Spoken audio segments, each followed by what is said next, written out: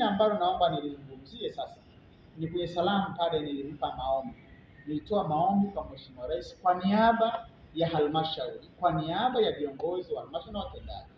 Nilitoa maombi yafuatayo. Jambo la kwanza, niliomba magari kwenye kitengo cha maendeleo ya jamii, kitengo cha sheria, idara ya sheria, maendeleo ya jamii na idara ya ukaguzi wa ndani ambao ni kitengo. Haya maendeleo ya jamii ndio wanaosimamia mikopo ya 10% ya vijana, watu wenye ulemavu na kina mama. Ukiangalia sasa hivi halmashauri zinakwenda kutoa zaidi ya bilioni 500. Mzunguko huu tunakoelekea inakwenda zaidi ya bilioni 500. Lakini wanaotakiwa kusimamia ni hawa. Kwa hiyo wasipopewa vitendea kazi kama magari, zile fedha zinakwenda kukwama. Tunaenda kutafuta visingizio. Ndio maana nikamwomba Mheshimiwa Rais hiki kitengo kiboreshwe ili kipewe wafanyakazi, kipewe vitendea kazi gari ili waweze kufuatilia zile fedha. Pale kufuatilia kuna mambo matatu. Kuna kufuatilia fedha zirudi, kuna kufuatilia kuwapa elimu wale ambao wanakwenda kupata fedha, kuna kufuatilia kwenda kuwapa fedha wale ambao wameshapewa fedha, kuwapa ujuzi, kuangalia wanaendeleaje ile miradi ili sasa waweze kuendelea. Ile viwanda ambavyo tunasema viwanda 30 kwa kila mkoa, wafuatiliaje ni hawa maendeleo ya jamii. Kumbuka kwenye halmashauri zetu hatuna kitengo cha kinacholinda viwanda. Kwa ni maendeleo ya jamii.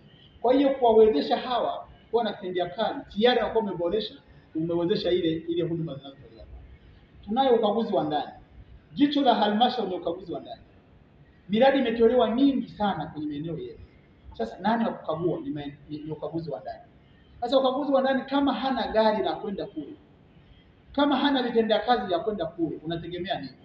Unategemea miradi ile kuwa na matokeo mabovu, kwa sababu hamna. Mimi sio mtaalamu wa ukaguzi, mimi ni mtu wa kuangalia ili tofali liko, lakini yule mkaguzi wa ndani ndiye mwenye mamlaka ya kwenda kukagua matumizi yote, kukagua hili kilikwendaje, miongozo imekiukwa. Yule ndio kutuambia sasa halmashauri hapa inakwenda vibaya. Kila baada ya miezi mitatu sisi tunakaa baraza ya madiwani. Tunapokaa lazima tupate taarifa ya ukaguzi wa ndani. Sasa ukaguzi wa ndani yule anailetaje kama hana vitendea kazi vya kwenda kule kuliangalia lile jambo? Ndio maana nilimwomba Mheshimiwa Rais atukubalie ombi la kuwapatia magari vitendea. Na niwaombe hili tunaweza tukaliangalia. Mimi nitaka kumuomba Mheshimiwa Rais. Huku wizarani kuna magari ambayo yanakuwa yameshavuka zile kilomita kutumika. Kwa hiyo kamuomba haya magari yote ni ya kwake. Na hii miongozo iko chini yake. Huo muongozo unaofanya magari yakifika kilomita 200, 250 yauzwe, basi yale magari ndio yapelekwe kwa Mheshimiwa Mchengerwa, waziri wetu, yagawiwe kwenye halmashauri. Sisi kwenye halmashauri tunatumia gari yenye kilomita zaidi ya 700,000, lakini bado inatumika kwenye halmashauri na inafanya kazi. Mimi kwenye halmashauri yangu ya Bukoba na gari ya mwaka 1998 ipo na inafanya kazi mpaka leo. Kwa hiyo sisi tunaweza kuyachukua yale magari tukayaboresha, tukawapa hivi vitengo na hizi idara na kazi zikaenda mbele. Na hii nchi bado inaendelea. Yaani bado tunaendelea kiuchumi. Uwezo wa kununua gari kila mwaka, kila baada ya miaka miwili kwenye halmashauri ni mdogo bado. Kwa hiyo ndio maana nikamwomba Mheshimiwa Rais atukubalie hiyo tupate hayo magari. La pili, nilimuomba wiki ya serikali za mitaa.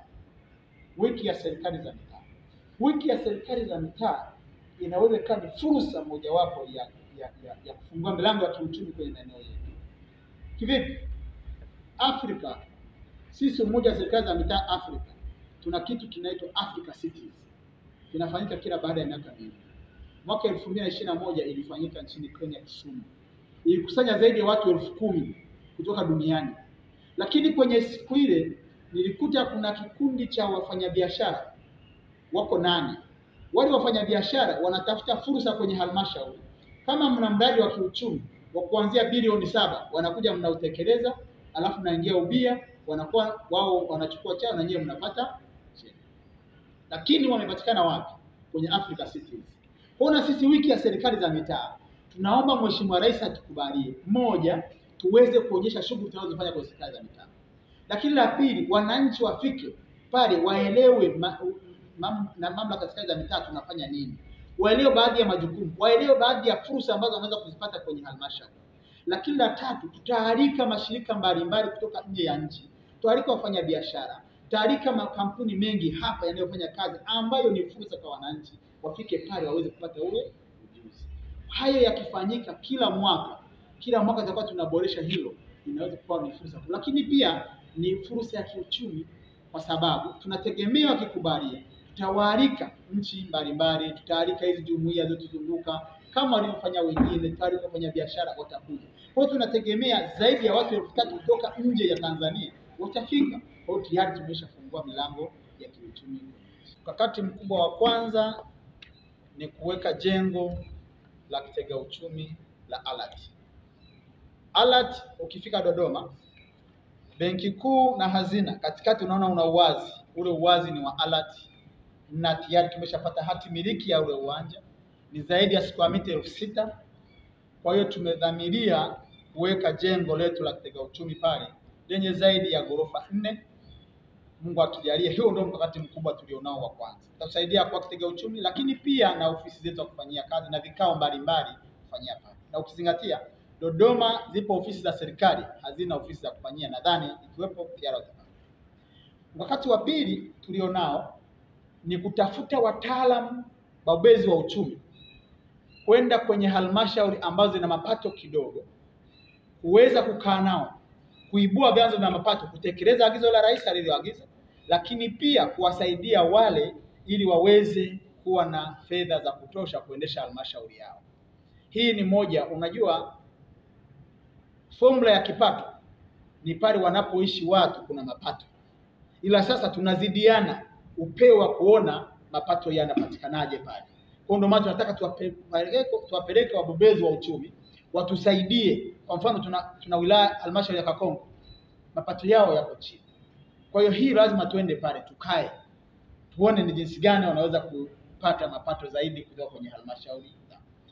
Mkakati wa tatu tulio nao ni rasilimali watu, kuwekeza mafunzo kwenye watendaji, kuwekeza mafunzo kwenye watumishi wa halmashauri na viongozi. Hili litatusaidia sisi ALAT. Tunataka tutoe mafunzo kwa maafisa mipango, tutoe mafunzo kwa viongozi au serikali za mitaa. Kwa kama rais anasema muwe wabunifu, wanaotakiwa kuwa wa kwanza kubuni ni viongozi, hao watendaji wetu, ili sasa iweze kusaidia. Na tunafanyaje? Jumuiya ya serikali za mitaa Afrika imeanzisha chuo rasmi za kuendeleza hawa viongozi wa serikali za mitaa, kuendeleza watendaji wa serikali za mitaa. Na sisi ALAT tumeshakuwa wabia huko. Kwa hiyo tunataka sasa waende kule wakajifunze ili waje tuwekeze kwenye rasilimali watu.